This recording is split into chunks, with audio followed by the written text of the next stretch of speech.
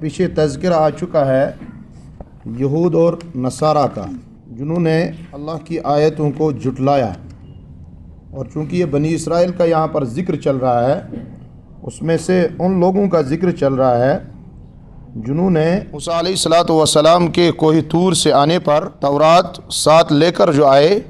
انہوں نے جو انکار کیا۔ اس کے بعد حضرت موسیٰ علیہ نبینا علیہ السلام نے ان سے فرمایا تھا کہ تم ایمان لاؤ۔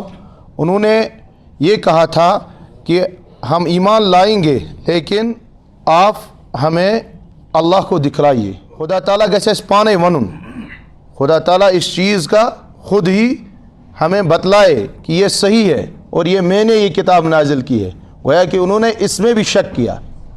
تو اللہ تعالیٰ فرماتے ہیں کہ ان لوگوں میں سے اگر کچھ راہ راست سے بھٹک گئے تو ان کے لیے تو عذاب ہیں، وہ تو ان کے لیے دردناک عذاب ہیں، لیکن وہ لوگ جنہوں نے یہودیوں میں سے اور نصارہ اور صابئین میں سے، یہ تین گروہ اللہ تعالیٰ نے گنائے، یہودی، نصارہ اور صابئین۔ ٹھیک، صابئین ان لوگوں کو کہتے ہیں جو آگ پرست یا یہ ستاروں کے ماننے والے ہوتے ہیں۔ ٹھیک، اس کے متعلق بہت سارے اقوال آئے ہیں، بہرحال ہم یہی یہاں پر نوٹ کرتے ہیں۔ تو ان کے متعلق فرمایا گیا ان لوگوں میں سے جو صابئین میں سے تھے یا یہودی تھے یا نصارہ تھے، ان میں سے جنہوں نے ایمان لایا، ان کا ایمان رائے گاں نہیں ہوگا، ان کا ایمان لانا ضائع نہیں ہوگا۔ سگیس نے رائے گاں تو ضائع کی، تو یہ یہاں پر کہا گیا ان الذین آمنوا والذین ہادوا والنصارى، بے شک وہ لوگ جو یہودی ہیں،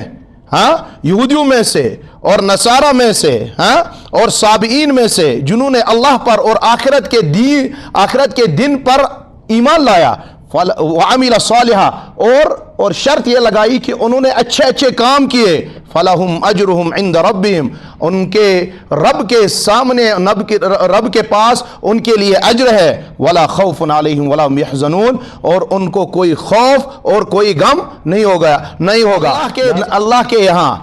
خدا اس نزدیک سوئی پسندیدہ یس شخص کیا ہے، جو شخص کیا ہو، ایمان والا ہو اور جس کے اعمال اچھے ہوں،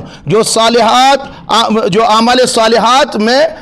اپنے آپ کو لگائے، جو اچھے کام کرے، جو برے کاموں سے دور رہے، اللہ کے نزدیک یہ پسندیدہ ہے۔ اسی کی بشارت جناب نبی اکرم صلی اللہ علیہ وسلم نے دی ہے، اور اسی کی بشارت یہاں پر بھی آ رہی ہے کہ